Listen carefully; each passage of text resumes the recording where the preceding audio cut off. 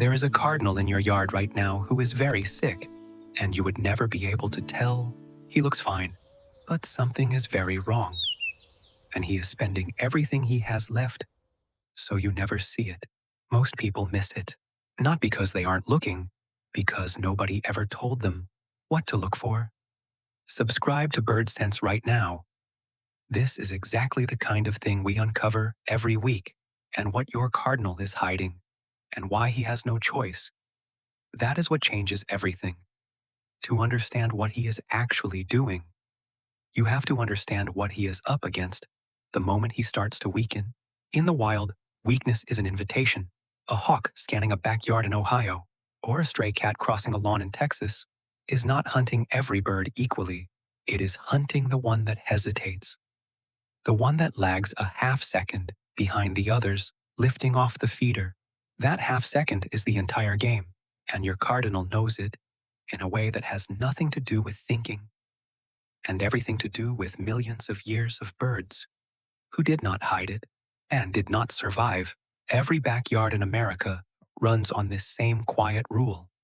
From a suburb outside Chicago to a porch in rural Alabama, the predators change and the seasons change, but the math never does, and he is playing it every single day, whether you notice or not. Here is where it gets strange. A sick or injured bird will often behave more normally, not less, the worse it actually feels. Researchers who study prey animals call this masking, and birds are some of the best at it on the entire continent. Your cardinal will hold his posture upright when everything in him wants to hunch. He will keep his feathers sleek in front of others, even as illness tells his body to puff them out for warmth. What you are watching when he sits bright and alert on your feeder may not be health at all. It may be a performance, one he cannot afford to drop for even a moment, held together by reserves he does not have to spare, in front of an audience that includes everything waiting in the tree line for exactly one mistake. And the sicker he gets, the harder he works at it, right up until the moment he simply cannot anymore. Which means the cardinal at your feeder this morning may already be days into something serious, and you would have no way of knowing from the way he behaves in the open. The real signs only slip out when he believes he is completely alone.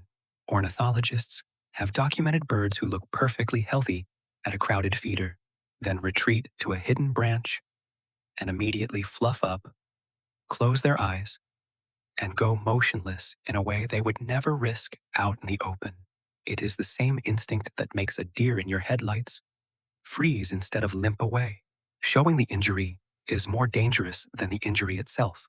So the mask goes up the instant another set of eyes is on him, and it only comes down in the few stolen seconds when nothing at all seems to be watching. The bird you see is almost never the bird that actually is.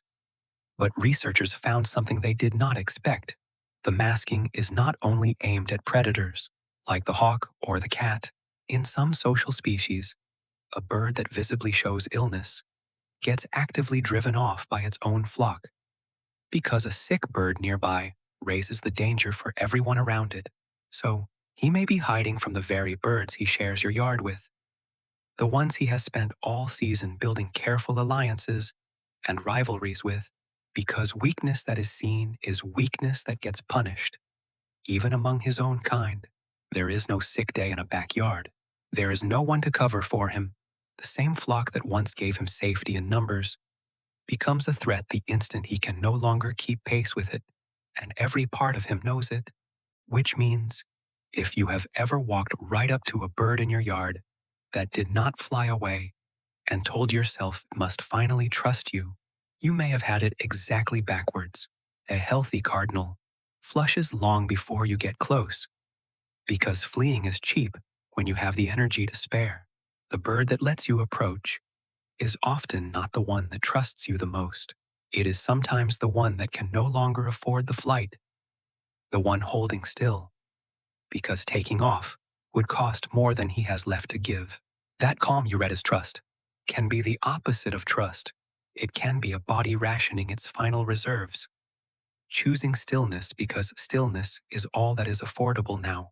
It is one of the hardest things to accept about the birds we think we know best, that the closest moment you ever share with a wild bird may be the one where it has simply run out of options.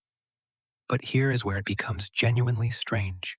Because a bird hides illness so completely, the signs you can actually catch are almost never the dramatic ones. It is not blood, not a visible wound, not some obvious collapse. It is the small stuff, the stuff that looks like nothing.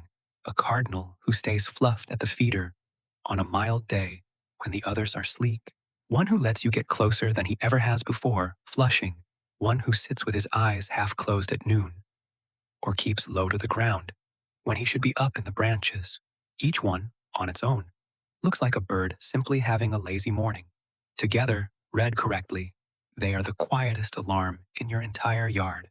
By the time those signs reach a human standing at a kitchen window in Michigan or Georgia, the bird has usually been masking and struggling for a long time already. What looks to you like the very beginning is almost always much closer to the end, because everything before it was hidden on purpose. Which means the next time you look out and see a cardinal sitting a little too still, a little too puffed, letting you step closer than he ever has before, you are not simply watching a bird relax in your yard. You may be watching the exact moment the mask finally starts to fail. The performance he has held for days, quietly coming apart in front of you. He is not asking for help because he does not know how, and his instincts would never let him. He is just holding the line as long as he possibly can. And if you understand what you're seeing, you realize something that is hard to shake afterward. Your yard, this whole time, was the stage, the feeder, the fence line, the branch he always returns to. He performed on all of it every day, for you and for everything else watching, right up until the very last moment he could. And once you have seen it, you never quite look at a still bird the same way again. You stop seeing a peaceful yard.